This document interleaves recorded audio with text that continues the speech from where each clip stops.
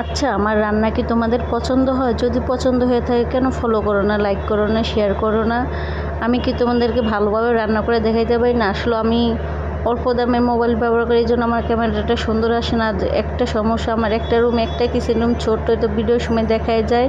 সেজন্য আমি ভালো করেই করতে পারি না, যে দুপুরে রান্না করতে হলে ভিডিও ঘোলা হয়ে যায় ক্যামেরার মাধ্যমে।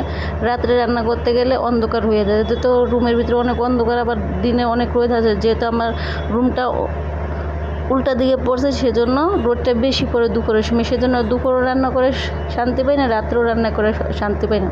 হ্যালো গাইস, কী অবস্থা? আশা করি সবাই ভালো আছেন, আমিও ভালো আছি। আশা করি আজকের আপনার ভিডিও আপনাদের ভালো লাগবে। আজকের একটা নতুন ভিডিও নিয়ে চলে আসছি। আজকে আমি চিকেন রান্না করবো আর গরুর মাংস রান্না করবো। আমি কীভাবে গরুর মাংস চিকেন রান্না করি সেটাই আপনাদের সাথে শেয়ার করব।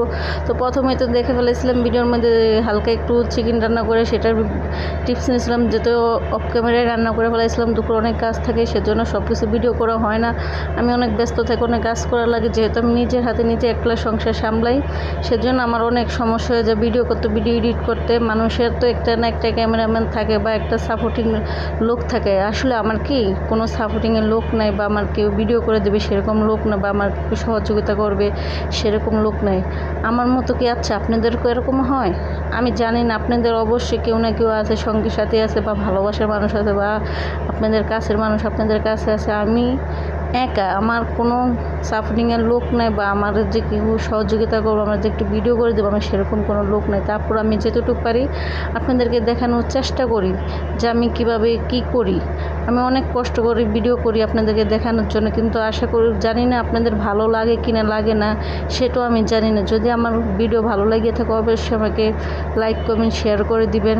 আপনাদের সাপোর্ট ছাড়া আমি সামনের দিকে চলতে পারবো না, কারণ আপনারা আমার ভালোবাসার মানুষ, আপনারা আমার কাছের মানুষ, আপনারা আমার ঘরের মানুষ। কারণ আপনাদের নিয়ে আমার পরিবার, আমার কোনো পরিবার নাই, বা আমার কোনো আপনজন। আপনারা তো জানেনই যে আমার আপনজন থেকেও আমার কাছে নেই, যেহেতু আমি তাদের কাছে অনেক খারাপ, সেজন্য। কিন্তু আল্লাহ বলছে, আল্লাহ মানুষ যতই তাকে ঘৃণা করুক, আল্লাহ তাকে কখনো ঘৃণা করেন, আল্লাহ তাকে সবসময় সাপোর্টিং দিয়ে রাখে। সেজন্য আমি আল্লাহর উপরে ভরসা করে, আল্লাহর উপরে নির্ভরশীল করে নিজের পথ নিজে চলার চেষ্টা করি। আমার পথ চলা আমাদের দইয়া হাঁটাকেও শিখাবে সেরকম লোক নাই। আমি যে নিজে দেখেন একা একা কত কী করি, নিজে একা একা কাজ করি, নিজে সব কিছু করি, নিজে ভিডিও, এই জন্য নিজের রান্না বলে নিজের কাছে অনেক ভালো লাগে। তো দেখেন আমার ফাইনালি রান্নাটা হয়ে গেছে। রান্নার কথা বলতে বলতে আমার রান্নাটা প্রায় শেষ হয়ে গেছে। আর আপনারা তো জানেন আমার একটা বদ অভ্যাস, রান্না হওয়ার সাথে সাথে আমি চুলাটা মুছে ফেলাই। দেখেন আমার রান্নাটা কত সুন্দর হয়েছে। ক্যামেরার ভিডিওটা ঘোলা হয়েছে, যেহেতু দুপুরে রোদ পড়ে সেজন্য অতটা বোঝা যায় না। তারপরেও কালারটা অনেক সুন্দর আসছে। আমি তো গুঁড়া মরিচ খাই শুধু মুরগির মাংসতে আর গরুর মাংসতে, ছাড়া আমি কোনো